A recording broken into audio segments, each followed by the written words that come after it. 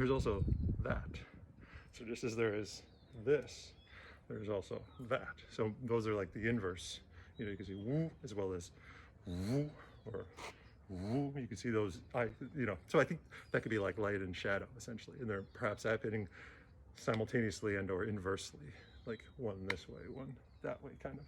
But it's about contact and being in contact, because I was thinking into like writing is so much about, I think writers are kind of like contact freaks. Like we like some like the springy touch of the lily pad with our fingers, like we're playing the keys, that's the way to be able to be in contact. And just like touch with bodies can be like participating in sensation, which is contact. It's like, oh, I want to experience the constellation of my touch points, within my aura and beyond. And that's ultimately like, like you're synchronizing and participating in identifying these granules or these stars. And then when you light them up, like within their golden cylinders, the interconnective tissue, the interconnective tubing, the vacuum tube at a bank where you put the pneumatic stuff, that's ultimately, when you create those bonds of integrity or those tunnels, those pathways of integrity, and those are like kind of like light speed, almost fiber optic cables in a way. So now it's like you can sync them up and you can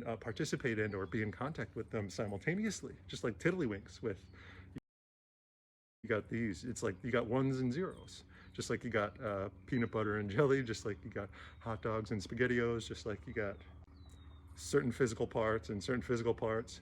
And then you have this.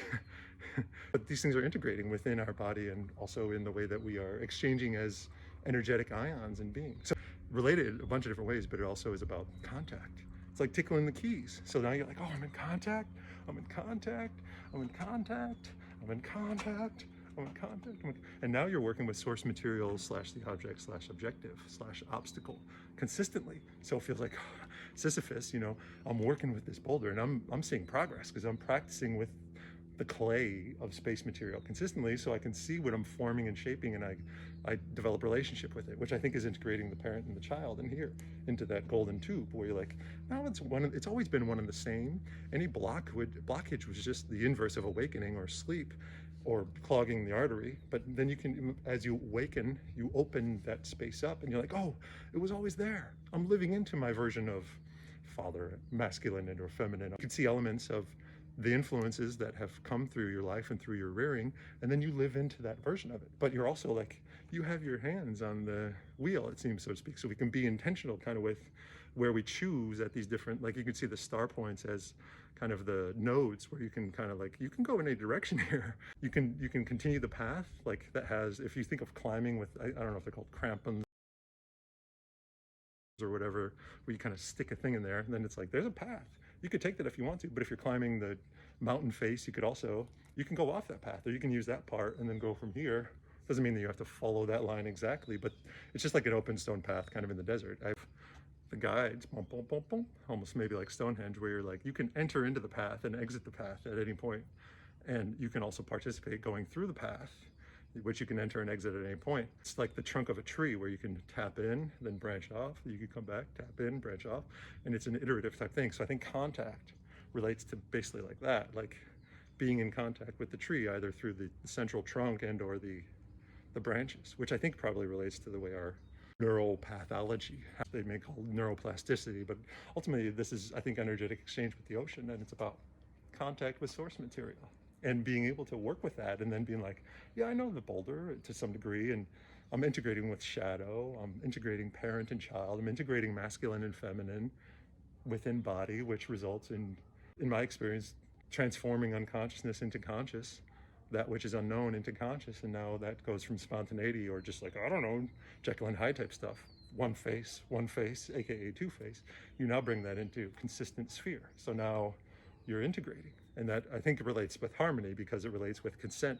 Whereas if you don't really know what's going on and you feel like you're responding to forces that are like, I don't know what's even where I'm at, and I feel disconnected, and it's not, sometimes it's contact, sometimes it's not, sometimes it's like, that relates to consent, I think, and being like, the tube is like the rope. So it's like being in consistent contact with the rope and not having it be that which is like pulling the rope, or like that you're pulling. It's like, no, I'm living the rope, like relative to consent, relative to the pacing and the contact that my authentic, inspirational, energetic source of the universe showing up in my personal source as I scoop and come from here. It's your body is functioning as a conduit, exchanging the energy of universal source into self-conscious shell or vessel, integrating into universal source. It's like it's a fascinating sequence. The thing I want to mention is like, okay, why does this matter? I mean, for infinite reasons, but an additional one is this is transforming displacement and feelings of displacement, which is related to self-hatred, which is related to dissociation, disembodiment, disempowerment, lack of agency.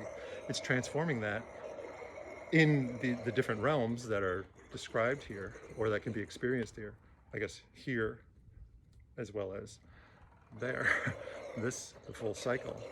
It transforms from something from displacement of like, I don't belong here, I don't belong here, I don't belong here. It's transforming that into like, I belong.